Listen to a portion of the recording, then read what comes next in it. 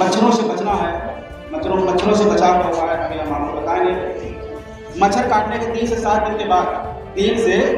के बाद इसके लक्षण उत्पन्न होते हैं, जैसे कपकपी आना, बुखार आना, ये सब लक्षण, शरीर में दर्द होना, ये 3 से 7 दिन के अंदर प्रारंभ हो जाते हैं। बहुत डरने की जरूरत नहीं है। इसको मच्छर काटा भी है तो ये ना सोच ले कि हमें तुरंत मलेरिया हो गया। अगर 3 से 7 दिन के अंदर उसे बुखार या कपकपी नहीं आती है तो ये मान लें कि उसे मलेरिया नहीं हुआ है, और डरने की भी जरूरत नहीं है, लेकिन बचाव बहुत जरूरी है। मच्छरों के काटने से और भी बीमारियां होती हैं, जैसे फाइलेरिया, जिसे हम हाथी पाँव, पील पाँव या एलिफेंटियासिस भी कहते हैं।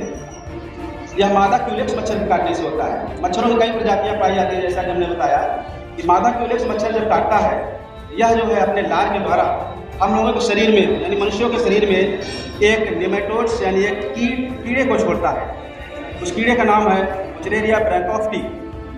यह कीड़ा शरीर में जाते ही अपना असर दिखाना शुरू कर देता है और पाँव और अन्नकोश विशेष तौर से इससे प्रभावित होते हैं।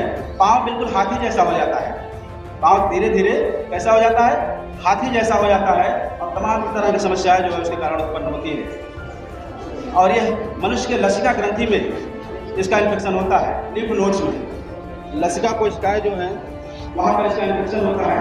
और ये मच्छर, ये बुखार इसका जो सबसे ज़्यादा लाभ नहीं आता है, आप उससे इसका बुखार चलता है।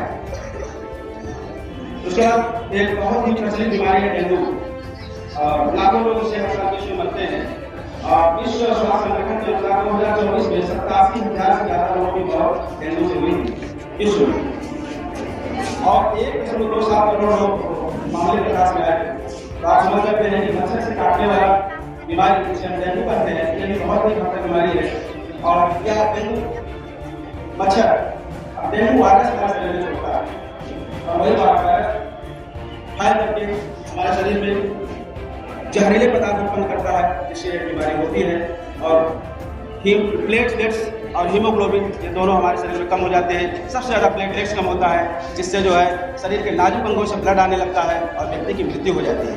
इसलिए बच्चों, इन घातक बीमारियों से बचना है तो आपको मच्छर से भी बचना है।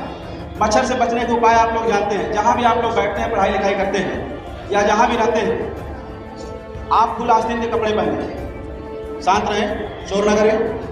लड़कियाँ शांत रहें, क्यों शोर कर रहे हो तुम लोग?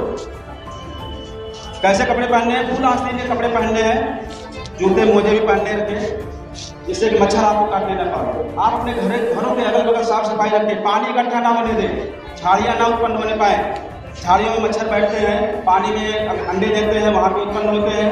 तो इन सब चीज़ों को साफ सफाई रख करके आप इनसे बच सकते हैं।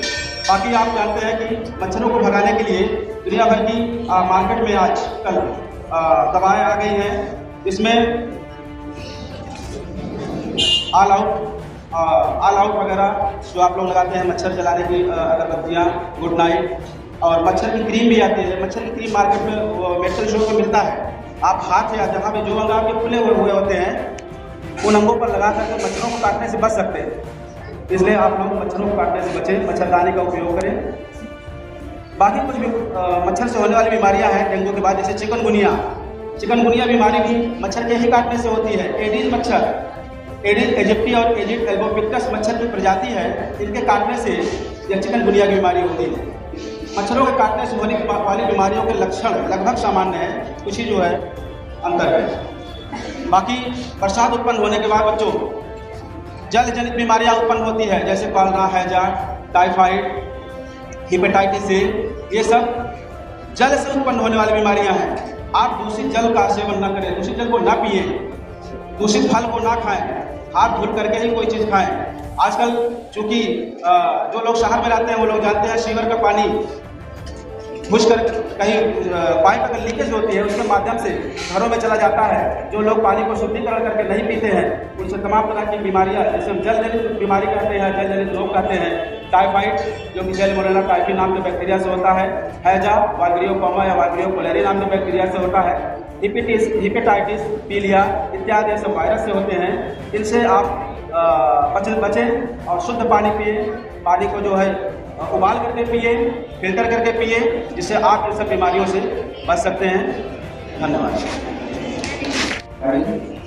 आप अपना हाथ इस तरह से आगे करेंगे जो मैं बोलूँगा उसे आप दोहराएंगे और साथ साथ इस शपथ पर अमल भी करेंगे। ऐसा नहीं कि शपथ लेने के बाद फिर आप उसको भूल गए। तो मैं जो भी बोलने जा रहा हूँ आप उसे दोहराएंगे। शांत रहो, पहले शांत हो जाए, सब शांत हो जाए, हाथ को आगे करें। हम संचारी रोग से लड़ने के लिए हर संभव प्रयास करेंगे। हम अपने परिवार और समुदाय को संचारी रोगों से मुक्त रखने के लिए प्रतिबद्ध हैं। हमारे आसपास कोई व्यक्ति बुखार से पीड़ित होगा तो हम उसके परिवार को सरकारी अस्पताल में इलाज के लिए प्रेरित करेंगे। हम अपने घर और आसपास के क्षेत्र को साफ सुथरा रखेंगे और दूसरे को भी ऐसा करने के लिए प्रोत्साहित करेंगे। हम संचारी रोगों के बारे में जागरूकता फैलाएंगे और दूसरों को भी जागरूक करेंगे। हम अपने गांव, शहर को संचारी रोगों से मुक्त बनाने में सरकार और स्वास्थ्य कार्यकर्ताओं के साथ मिलकर काम करेंगे। धन्यवाद।